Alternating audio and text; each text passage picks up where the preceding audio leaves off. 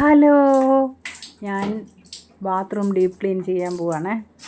അത് ഞാൻ ഒത്തിരി പൈസ മുടക്കി ഓരോന്നും മേടിച്ച് തേച്ച് കഴിഞ്ഞ് നോക്കും, പക്ഷേ ഒരു യൂസും ഇല്ല കേട്ടോ. ഇങ്ങനെ ഇരുന്ന് ഈ ടോയ്ലറ്റും ഈ ബാത്റൂമും ഞാൻ എങ്ങനെയാണ് ഇങ്ങനെ ആക്കിയതെന്ന് ഞാൻ കാണിച്ചു തരാം കേട്ടോ. ഒത്തിരി പൈസ കൊടുത്തതിന് ഒത്തിരി സാധനങ്ങൾ മേടിച്ച് ക്ലീൻ ചെയ്താലും അത് നീറ്റാകത്തൊന്നുമില്ല. പിന്നെ ആ സമയത്ത് മാത്രം കുറച്ച് ക്ലീൻ ആയത് കണക്ക് തോന്നും. പിറ്റേ ദിവസം നോക്കുമ്പോൾ അത് കണക്ക് തന്നെ ആ കറയും അഴുക്കും അത് കണക്ക് തന്നെ ഇരിക്കും. അതുകൊണ്ട് ഞാൻ ഓർത്ത് ശരി ഇങ്ങനെ ഒന്ന് ട്രൈ ചെയ്ത് നോക്കാമെന്നും പറഞ്ഞുകൊണ്ട് ഒന്ന് ട്രൈ ചെയ്ത് നോക്കിയതാണ് കേട്ടോ. ഇത് നമുക്ക് നല്ലപോലെ ലിക്വിഡ് നല്ല ഇതാക്കിയിട്ട് ഒരു ബോട്ടിലെടുത്ത് നല്ലപോലെ തളിച്ചേക്കണം.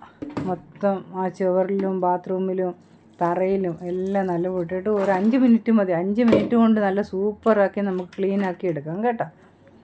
ഇതങ്ങോട്ട് നമുക്ക് ഒഴിച്ച് വയ്ക്കാം.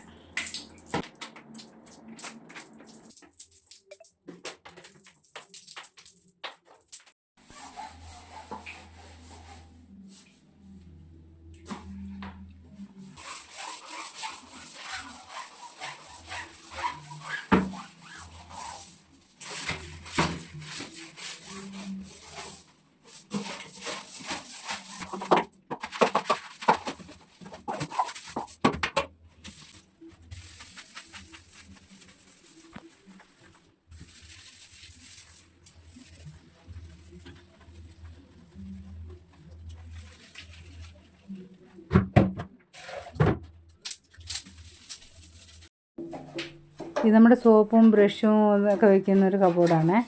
ഇതിൻ്റെ അകത്ത് നല്ല സൂപ്പറായിട്ട് തേച്ച് കഴിയും. അതിൻ്റെ അകത്ത് നിറയെ അഴുക്ക് പിടിച്ചിരിക്കുകയായിരുന്നു. അതെല്ലാം നല്ലപോലെ നീറ്റാക്കി പയ്യെ ഒന്ന് തൊട്ടതേ ഉള്ളൂ, ആ അഴുക്കെല്ലാം അങ്ങ് പോകുന്നു. നമുക്കിത് മാത്രം മതി. ഞാൻ ഇതിന് എങ്ങനെയാണ് ചെയ്തതെന്ന് ഞാൻ കാണിച്ചു തരാം കേട്ടോ. സൂപ്പറായിട്ടെല്ലാം കഴുകി കഴിഞ്ഞപ്പോൾ നല്ല തറയൊക്കെ കണ്ട് നല്ല പളപളന്നായി. സൂപ്പർ, നല്ല സ്മെല്ലും ഉണ്ട്. ബാത്റൂമിൻ്റെ അകത്തോട്ട് കയറുമ്പോൾ നല്ല ഒരു ആ ലിക്വിഡിൻ്റെ ഒരു മണവും ഉണ്ട്. അതിനി നമ്മൾ എങ്ങനെയാണ് റെഡിയാക്കിയെന്ന് നോക്കാം കേട്ടോ. ഇനി ഈ ലിക്വിഡ് ഉണ്ടാക്കാൻ ഉപയോഗിച്ച സാധനം എന്തെല്ലാമെന്നറിയാമോ? റിൻ ലിക്വിഡാണ്.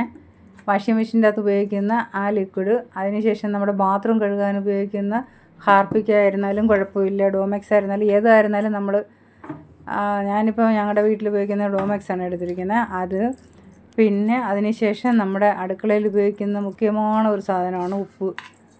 ആ ഉപ്പ് പൊടി ഉപ്പ് വേണം കേട്ടോ. അതും കൂടെ ഇട്ട് കലക്കി വെള്ളം കോരി ഒഴിച്ച് നല്ലപോലെ മിക്സാക്കി എടുത്തിട്ട് വേണം ഇതിങ്ങനെ വെക്കാനായിട്ട് കേട്ടോ. അങ്ങനെ ആക്കിയതാണ് ഈ കണ്ടോ വെള്ളയെന്നിരിക്കുന്നത്. Thank you.